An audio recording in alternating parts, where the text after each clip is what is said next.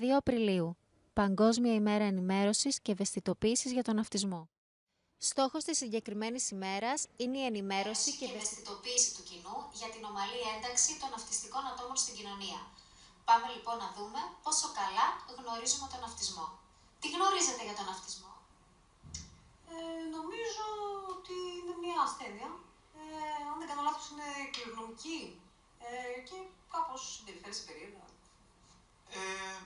Είναι μια αναπτυξιακή διαταραχή που επηρεάζει το αυτιστικό άτομο σε πολλούς τομείς, όπως η συμπεριφορά, η επικοινωνία και φυσικά οι σχέσεις με τους υπόλοιπους.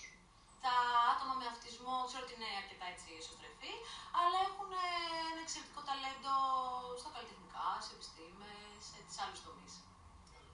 Γνωρίζετε τι είναι ο αυτισμός? Ας το μισό τύχη.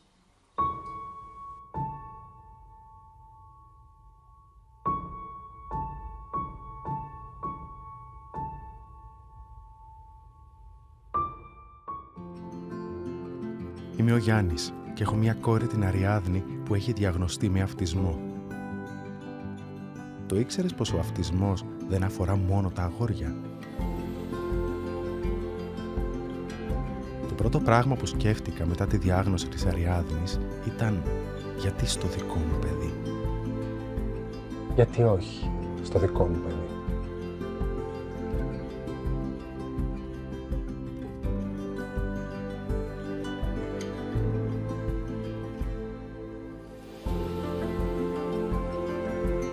Μετά ήρθε ένας καταιγισμός συναισθημάτων όπως είναι η ντροπή, το άγχος, ο φόβος, η άρνηση.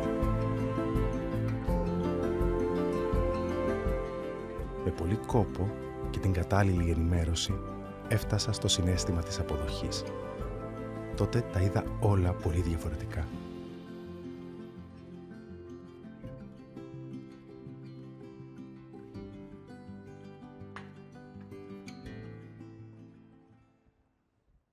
Σήμερα τα παιδιά με κορόιδευαν πάλι. Λένε πως βάζω πολλά χρώματα στη ζωγραφιά μου και δεν φαίνεται.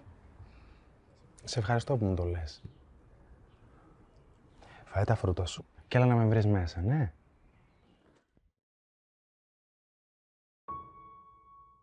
Το bullying υπάρχει ακόμη στην καθημερινότητά μας, αλλά ξέρουμε πώς να το αντιμετωπίζουμε μαζί. Και έτσι έγινα ζωγράφος. Και έτσι έμαθα πως αυτό το γαβ που τόσο δυνατά μου έλεγε η Σβούρα, το αγαπημένο μου σκυλάκι, κάθε φορά που με πείραζαν τα παιδιά στο σχολείο, σημαίνει «σ' αγαπώ». Και εγώ θέλω να γίνω ζωγράφος, όπως η ζωγραφιά. Ξέρεις κάτι, μικρή μου? Θα γίνεις. Όλοι μιλάμε για τη διαφορετικότητα, αλλά δεν τη ζούμε όλοι το ίδιο. Ο κόσμος μας χρειάζεται κι άλλες οπτικές, κι άλλα χρώματα. Τα παιδιά που σκέφτονται διαφορετικά μπορούν να κάνουν τη διαφορά. Σήμερα το ποσοστό του αυτισμού στην Ελλάδα υπολογίζεται περίπου στο 1 με 1,5% των παιδιών. Τα σχολεία που είναι φιλικά προς τον αυτισμό παραμένουν ελάχιστα.